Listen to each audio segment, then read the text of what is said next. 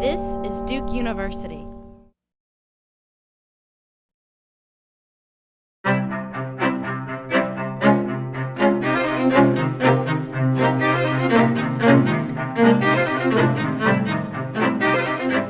This topic, which I'm developing into an article, was inspired by a column that David Brooks wrote 2 days after the earthquake on the 14th of January 2010, where he tried to explain the devastation of the earthquake by blaming cultural influences in Haiti as underlying influences in the extent of the devastation. So he claimed that in Haiti there are progress-resistant cultural influences that contributed to the extent of the devastation. Okay? And he said that Vodou is an example, or voodoo as he spells it, is a prime example of this kind of progress-resistant cultural influence. He also said that voodoo is considers life to be capricious and planning futile. Okay. So after reading that column, I was completely amazed because it didn't seem to rhyme with my own personal experiences visiting Vodou communities in the diaspora and Haiti.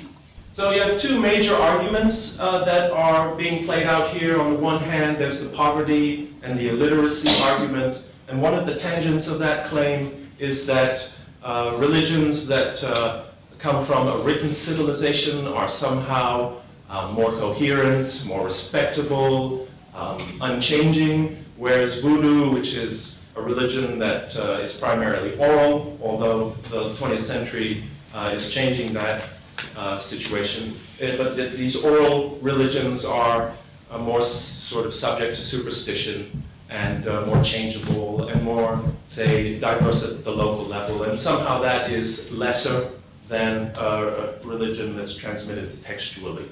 It is really a religion of the books, because the concept of a closed canon cannot exist in Vodou, since God and the Loi are eternally revealing themselves in humankind.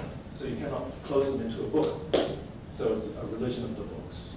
We can address some of the claims that the Christian authors are making by looking within Vodou and addressing some of its theological principles. So for instance, Vodou is a religion that is based in the belief that God created, Bon Dieu created the spirits and the universe. Okay? So Vodou embraces God. And Bon Dieu is a permanent meditation in Vodou songs. So within the Vodou point of view, there's no room for Satan. And in fact, Satan is rejected in Vodou. There is no diametrically opposed spiritual force that is at war or competition with God. Okay, so it isn't a dualistic system.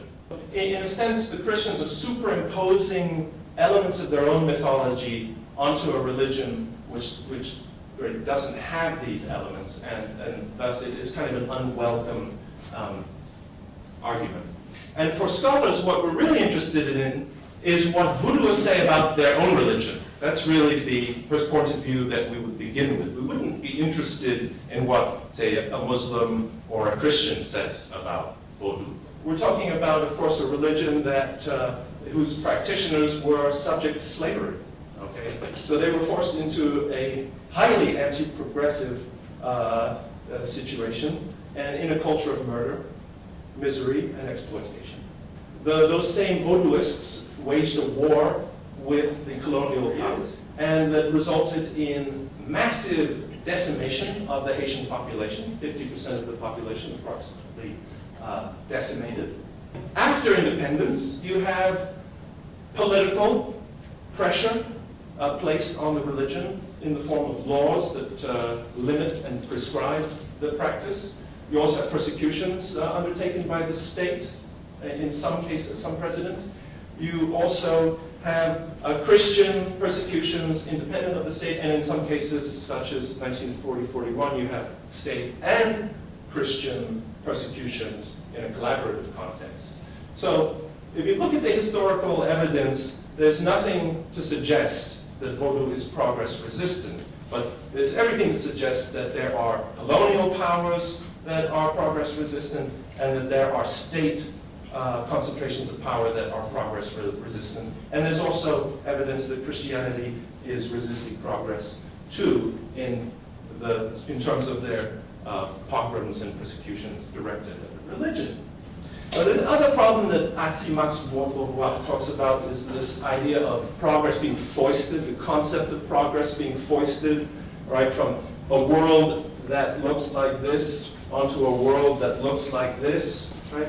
He talks about the table being empty. So how can you fill a table that is empty, right?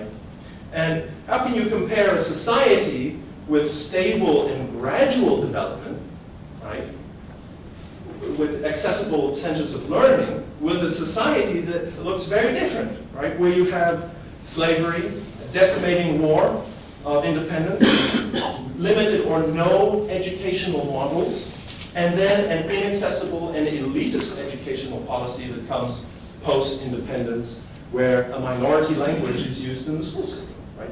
So these are the sources of Haiti's problems, not a persecuted and illegal religion. From Max Beauvoir's point of view, you have in Haiti a situation in which the majority of the population is pushed into a place which he calls en dehors, right? And that's, of course, the everyday Haitian word for the countryside, right? But in a sense, it's a fascinating term because it's the opposite of en dedans, which is inside, right? So in Haitian history, the religion has been pushed en dehors, and Haitian Creole has been pushed en dehors.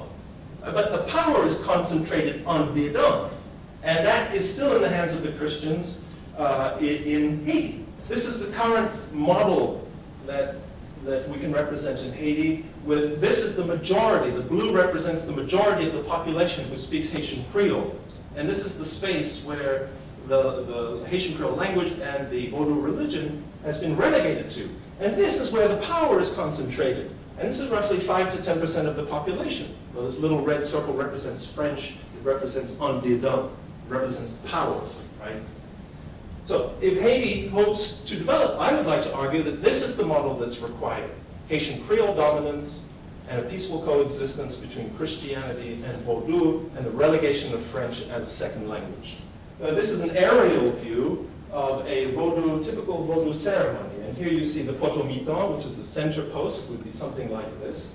And it is around this point that all ritual pivots. Okay, that is systematic. And it actually pivots counterclockwise systematically.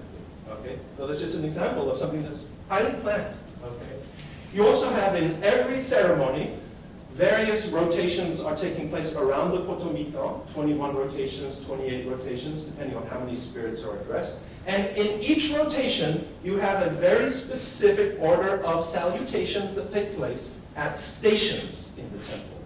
So, the 4 cardinal points. Number 1, potomitan is greeted, okay, by the priest with the asson, the shaker.